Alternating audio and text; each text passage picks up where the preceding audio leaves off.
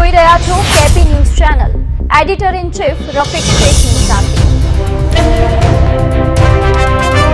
Mobile સ્નેચિંગના ગુનાના આરોપી મુજશીલ નિશાર સૈયદને ગણતરીના કલાકોમાં જ શોધી પકડી પાડતી Adajan police inspector N.A. Chavda તથા incharge police inspector B.B. Parmar નાઓએ ગુના સંબંધિત જરૂરી માર્ગદર્શન આપેલ છે. અન્વયે surveillance police inspector N.D. Patel નાઓએ સર્વેલન્સ સ્ટાફના માણસોની અલગ અલગ ટીમો બનાવી આરોપીને શોધી કાઢવા સૂચના કરેલ હોય. જે દરમિયાન સર્વેલન્સ સ્ટાફના હેડ કોન્સ્ટેબલ ભીખન રાણાભાઈ તથા પોલીસ કોન્સ્ટેબલ શિવરાજ ચાપરાજભાઈ તથા પોલીસ કોન્સ્ટેબલ પુષ્પરાજસિંહ તેજપાલસિંહ નાઓ દ્વારા ટેકનિકલ સર્વેલન્સ તેમજ હ્યુમન સોર્સિસના આધારે ઉપરોક્ત ગુનામાં સંડોવાયેલ આરોપીને ગણતરીના કલાકોમાં જ પકડી પાડી આરોપીની પૂછપરછ કરતા સદર આરોપીએ ગઈ તારીખ 8/5/2026ના વહેલી સવારે 8:30 વાગ્યાના અરસામાં અડાજણ વિસ્તારમાંથી મોબાઈલ ફોન સ્નેચિંગ કરેલ હોય. જે મોબાઈલ ફોન જોતા એક રેડમી કંપનીનો નોટ 30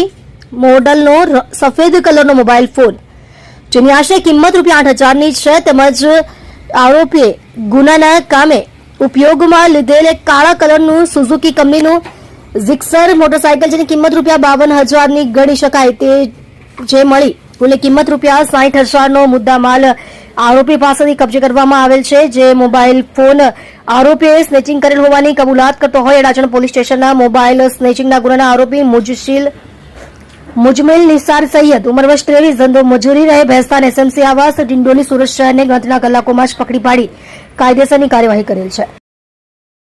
તમે જોઈ રહ્યા છો કેપી ન્યૂઝ ચેનલ રફીક શેખની સાથે.